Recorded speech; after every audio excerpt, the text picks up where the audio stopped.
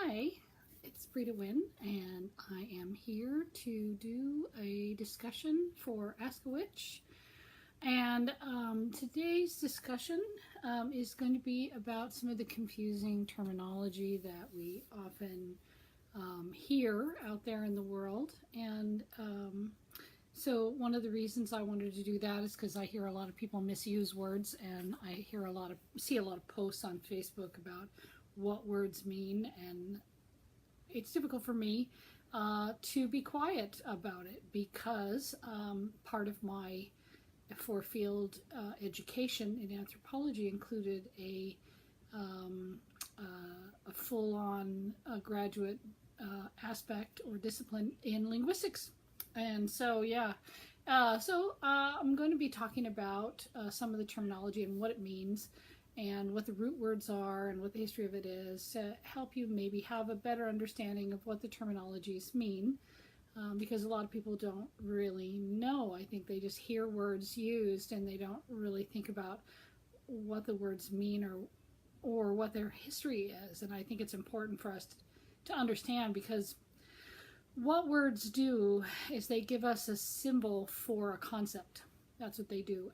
And so when we have a symbol for a concept, that's a concept that we can think about. Now think about some of the things words that are symbols that we don't say, and they represent ideas that are distasteful to us or things we don't want to discuss. And so how we use words and what words we use and what ways we use them actually partially programs how we think about things. And I think as magical people, it's really important for us to be careful about that, because there was a lot of reprogramming that happened during the Inquisition, and the terminologies since then have been used improperly and incorrectly, and the program is still running. And so I want to talk about that stuff today, and I want to apologize a little bit because the sun moves around so much up here in the Pacific Northwest that I never know which window it's going to be in, and so I've got a little bit of a halo today. Sorry about that.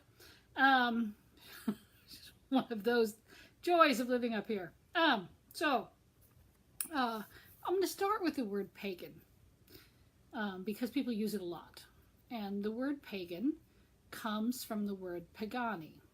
And the word pagani means country person.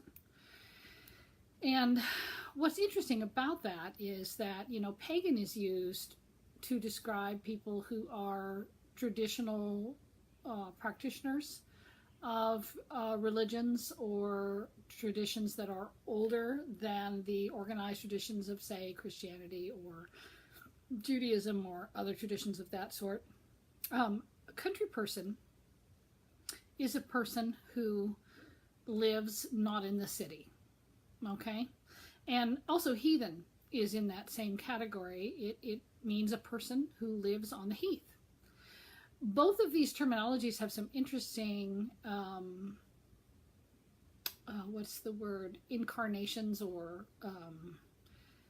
they morph into things that you may not expect as you dig into them. So let's start with pagan again, and pagani, country person. So a country person is probably a farmer, okay? Someone who is working with nature, in touch with nature, is growing food for themselves and others, raising animals, that sort of thing. So a pagan is a farmer. Hey, see where I'm going with this? And so also a pagan or a farmer is in touch with nature. Nature is a farmer's friend, I mean, there are things that happen that make nature be not a friend, but for the most part, nature is a friend. All you have to do is learn it, It's like a farmer learns a cow's life cycle, and so then they know when to breed and how to get as many cattle as they can out of the situation and have the animals live as long as they can live, as healthy as they can live, because they understand the nature of the biology of the cow.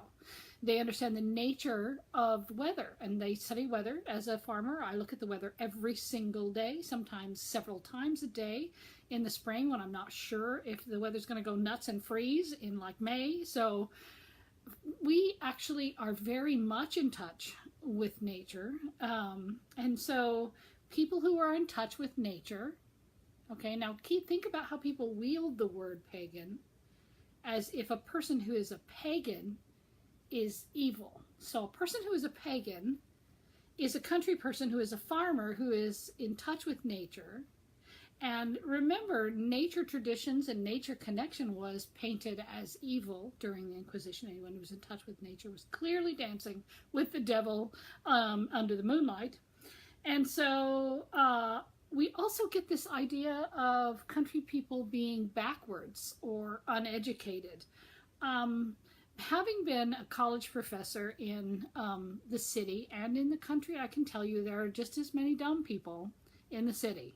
Okay, there are not more dumb people in the country. In fact, truly, a person who lives in the country who is a farmer has a lot more stuff that they have to keep track of in a day than just where their money's going and what other jobs they hold, because lots of farmers do have other jobs because this culture doesn't value farmers. And so they're awfully smart. In fact, there's been an anthropological study that looked at brain size and brain usage in between people who live in high concentrations of humans, like cities, and people who live in low concentrations of humans areas, like the country. And they found that in people who had their families had been in the city for more than a few generations, like 2 or 3 generations, were using less of their brain, and were also, their brains were becoming smaller. And part of that has to do with the fact that they can rely on all the other people around them for the things that they need done. You know, if you're out in the middle of nowhere, you got to do all the stuff. You don't have anybody else to rely on. You got to do all the stuff. And that our brains are actually not used as much or as well used when we are in large concentrations of population. Now, one that does go in conflict with the understanding that primates have larger brains if they have larger social units. This is explained as being because they have more social relationships to keep track of, and that may be true. But what we are looking at, and because we don't really understand the relationship to the brain and intelligence very well, even in disciplines that study it all the time, one of the things that they look at is how much more do you use your brain if you have only yourself to rely on than if you live in a big group of people, like millions of people who can do everything for you, and all you have to do is just go, do one thing. And so that is actually an area of study in anthropology, and it's curious to me that we have this understanding or this idea that that farmers are evil and stupid and in league with, forces that are not to be trusted. And so if you look at that all comes from the Inquisition, the whole idea of natural magic. Even Aristotle talked about how natural magic doesn't exist, that anyone who believes in it is worshiping the devil, whether they know it or not. So the disparaging not only of the farm, of the people who grow the food for you, but the people who live in the country are in touch with nature, has been disparaged by the use of this word, this one word, and it does influence how we think about things. Heathen, again, is the same sort of thing. We think about heathen, and we also think about words like heretic. If you look up the word heretic in Greek, it means one who thinks for himself. So a person who thinks for himself is a heretic. And a heretic, remember, was enough of a reason to burn you during the Inquisition. Heretics was synonymous with witchcraft. Anyone who was a heretic was clearly a witch and should be burned. So people who think for themselves, who choose for themselves, are also not to be trusted. Right in there with farmers were not to be trusted. So looking at those two words, I think about, okay, well, if you follow those down the rabbit hole, you get to the use of pagan to mean non-Christian. So city people are the people who are believing in the true faith, the Christian faith, and people who are in the country are believing in natural magic, which makes them backwards and also probably devil worshippers. Now, when I talked about these words with people who are not trained in linguistics, and I asked them, what is the word pagan? What does that mean to you? And they would say everything from, well, that means, people who are like Celtic witches or druids or whatever. Or other people said that a pagan is a person who doesn't believe in God or doesn't believe in Christianity, or doesn't believe in any kind of organized tradition. I would say that we could use pagan to mean someone who doesn't believe in a tradition that is Middle Eastern. And or you could also say maybe that a pagan doesn't believe in an organized religion, but that would not be right or fair, only because there are aspects of organization in all kinds of paganism. There are different levels of priest and priestesshood. There are different levels of practice. There are initiations at different levels. So to say that they don't believe in anything that is structured or organized would be untrue. And so basically when we say pagan or heathen, we mean person who lives in the country. That's what those words mean. And so for them to become words that mean someone who's not to be trusted, or someone who is backwards, or someone who is believing in some kind of old tradition that's no longer valid, is really a disservice and is an untrue use of the word, because the word just means country person. Also, there's a lot of other words we throw around too in relation to paganism, like how about witch and Wiccan, and witch doctor and sorcerer. Those kinds of terms, we do talk about those terms in anthropology. There's a bunch of terms actually that we talk about in the anthropology of religion. And so let me address some of those. The word witch is an old word that comes from the word wick, as it does Wiccan. And it means to bend or shape. So to wick means to bend or shape. So Wiccan or witch is a person who bends or shapes reality. A person who does spells or meditations or positive visualizations or meditations or whatever they do to get a positive result. Witch and Wiccan both have that same root word, wick. Now, a Wiccan is a specific tradition, actually a couple specific traditions. We have Gardnerian tradition and Alexandrian tradition, and then there's a whole smattering of newer ones that have arisen since the first two incarnations of Wicca. And Wicca and Wiccan tradition is a goddess-centered tradition. Actually, the law enforcement has defined Wiccans as a benign fertility cult, which is hilarious to me, because a cult, in the definition of anthropology, is a group of people who unquestioningly follow a charismatic leader and do whatever he says or she says. Which is funny, because Wiccans, all the Wiccans I've ever met, are like cats. They do have people that they like to follow or read. I always liked Oberon and Morning Glory. I didn't follow them blindly, but I thought they had a lot of really interesting things to say that I could relate to. Scott Cunningham, same sort of thing. Louisa Tish and I are friends, and I think she's amazing. But I would in no way do everything she says or follow her anywhere unless I really wanted to go somewhere she was going.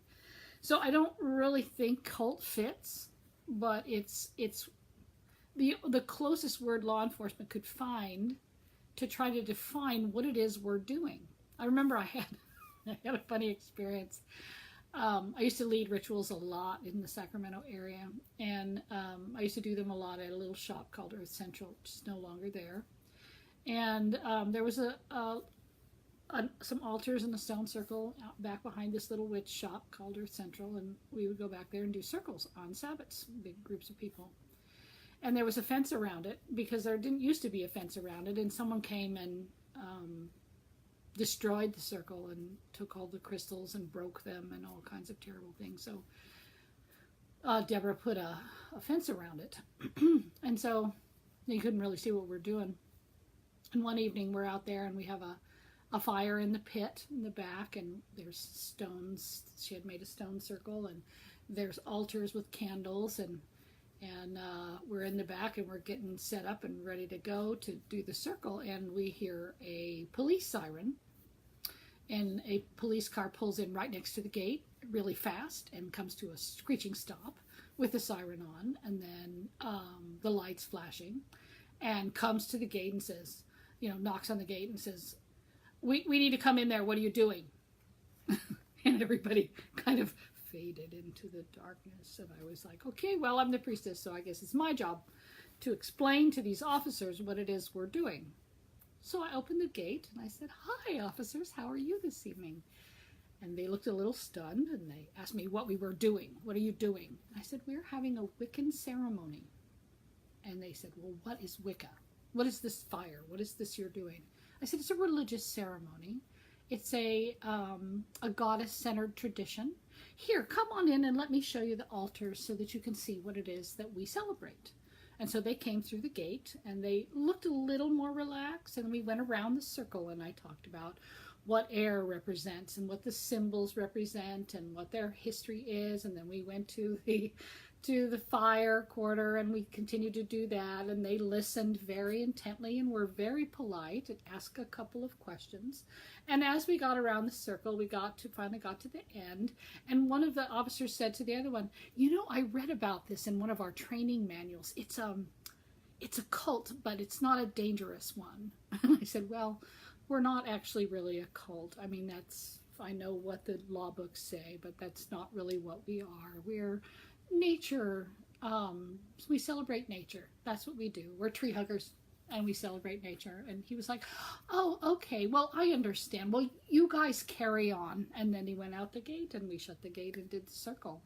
And so I think a lot of the misinformation that people have gotten comes from the way people talk about traditions and the way people use words and the way people are painted using words, when really what we're doing is what shamans have been doing for thousands and thousands of years. It's just a different cultural background, because Celtic cultural background, not a Native American one, for example.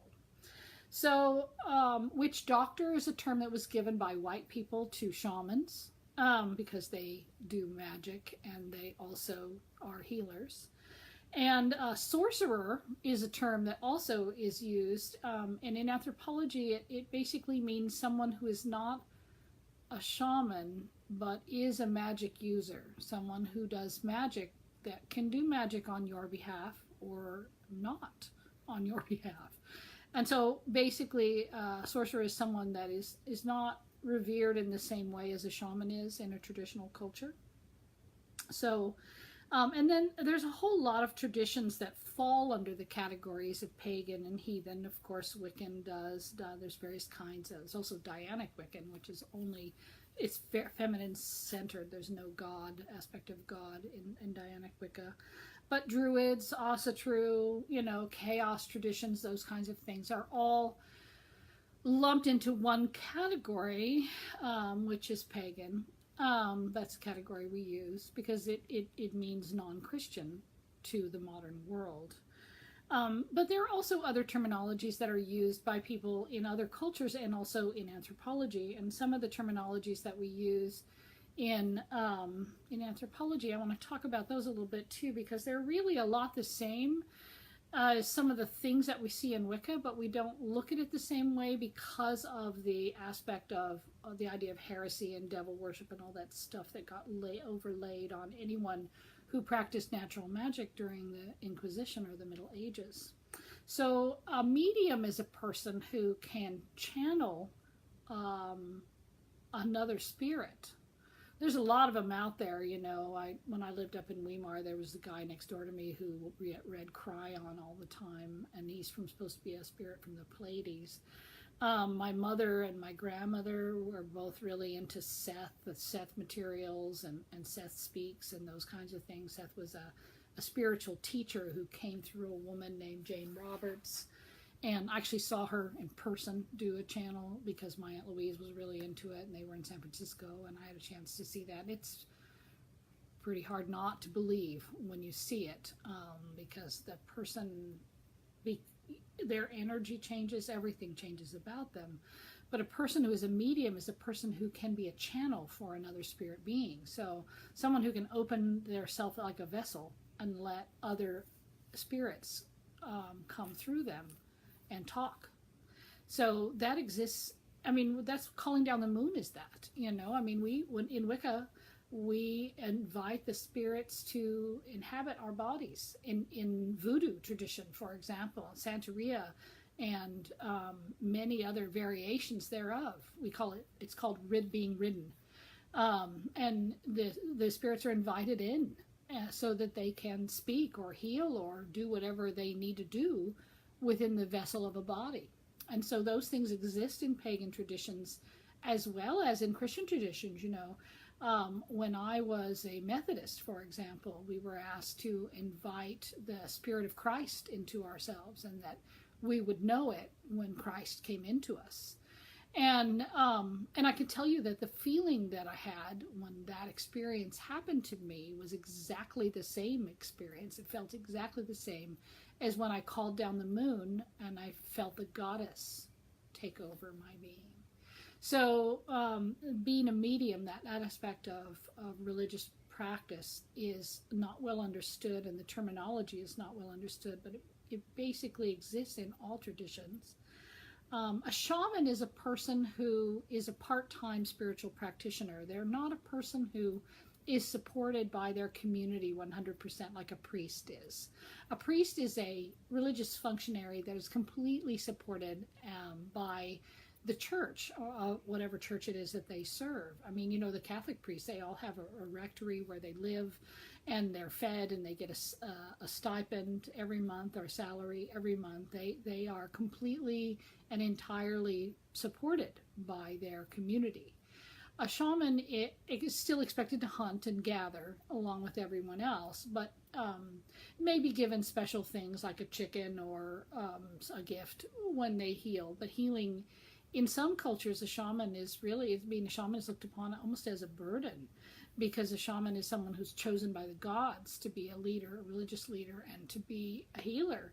And when there is a need for healing, or there is a need for ritual, they are called upon, and they don't have a choice about saying no. So being a shaman is a really different experience than being a priest. It's definitely based on a as needed kind of situation, and is much more in the moment kind of religious functionary, where, you know, when there is a need for healing or when there is a need for ritual, that is when the shaman will be active. And when it comes to priests, it's really much more calendrical. It's more, this is the day we do this, and this is the day we do that, and here's the things we say, and here's where the words come from, and all of that. It's not that people who become priests are not drawn by some spiritual need to connect with their gods, but in the same way a shaman is, but it's less impromptu. A shaman is in the moment kind of ritualist. And then a prophet is a person who in anthropology is described as the mouthpiece of God. And so Jesus was a prophet, Muhammad was a prophet, Buddha was a prophet. These were all people who were viewed as being so in touch with their divinities that they were able to channel them like a medium channels another spirit being. And so I think it's important for us to understand what all of these words mean. I mean, I think it's important for us to have a grasp of why these words are used in culture, and especially when we use words like pagan or heathen or heretic or witch, what the meanings of those words have become over the last 400 years. You know, things have changed dramatically because of all of that ugliness. And it was a campaign no less vicious and no less world-changing than the Jewish Holocaust. It was a Holocaust against women, is what it was, and traditions, earth traditions. And so the disparaging that happened in relation to that was not just the women, which it definitely was a big center of, but the earth herself, everything natural, everything holy that is connected with the cycles of nature, the symbiosis of nature, the interactions between life forms, that sort of stuff. All of that became not trustable. Women were not trustable. Nature was not trustable. Animals were not trustable. The weather was not trustable. It was all out to get you. And we need to remember that being a pagan, being a country person, or being a heathen is a person who, these are the people who are taking care, at least the smaller farmers, the people like me, are taking care of your soil so that your children will have food in further generations. Are people who are not spraying the ground with poisons, who are watching the weather and growing things with it, and who are caring for animals in ways that are respectful and don't bring massive, horrific diseases that kill animals indiscriminately that come in contact with them because of bad care or bad treatment. So, I think that we have to turn around what some of these words mean. I think we have to remember where they went wrong and how we need to educate people on how what the words do mean, and what a farmer is, what a country person is and is not. Just like we had to teach people 20 years ago that a witch is not a Satanist. We have to teach people that a pagan is not that either. So, that's a topic pretty dear to my heart. I think you can probably tell. And, yeah, people are always surprised to find out I'm a farmer because, I'm also a very educated woman, and they don't expect me to be a person who grubs around in the dirt and grows my own food. But it takes a lot of intelligence to do what I do. I mean, you have to write stuff down all the time and remember everything that happens and track your weather where you live constantly, or you can't be a successful farmer. There's no way. So that is my topic for today for Ask a Witch. I was going to see if anyone had any questions about any of the terminologies or any of the stuff that I talked about. I'll put this on Patreon after I'm done today. And the Patreon site is actually doing pretty well. I have 7 contributors, and people seem to be really enjoying it. I'm having a lot of interaction with folks in the messaging area. I would like to get discussions going in the community area. That would be really nice. But if you haven't been on Patreon and you haven't seen the tool itself, or haven't seen my Patreon page, go and check it out. You can check it out. You don't have to sign up to check it out, and the Ask a Witch videos will be there every week, just like they are here, until the end of August, and then I'll start posting them just there. So, you can get a notification every time I post anything there, anytime I offer a class, or anytime I post an Ask a Witch for free, or anytime I post anything, really, you'll get a notification at just the $5 level. And you also will get, a monthly vlog about what's going on the farm. And, I'm going to actually I started videoing that a little bit today, what's going on outside. There's a lot of apples. I need to collect a lot of apples. And the Pacific Northwest is really good at apples and pears. And there's also a lot of blackberries. So there's a lot. This is the time to collect a lot of things, the bees, what they're doing, the herbs, what they're doing, what the animals are doing. So the vlog is going to be about that. And that actually comes, at just the $5 level. So I'm hoping that people who are watching this will consider helping to support this and helping to, support the sharing of what it is to be a farmer and what it is to be a magical one.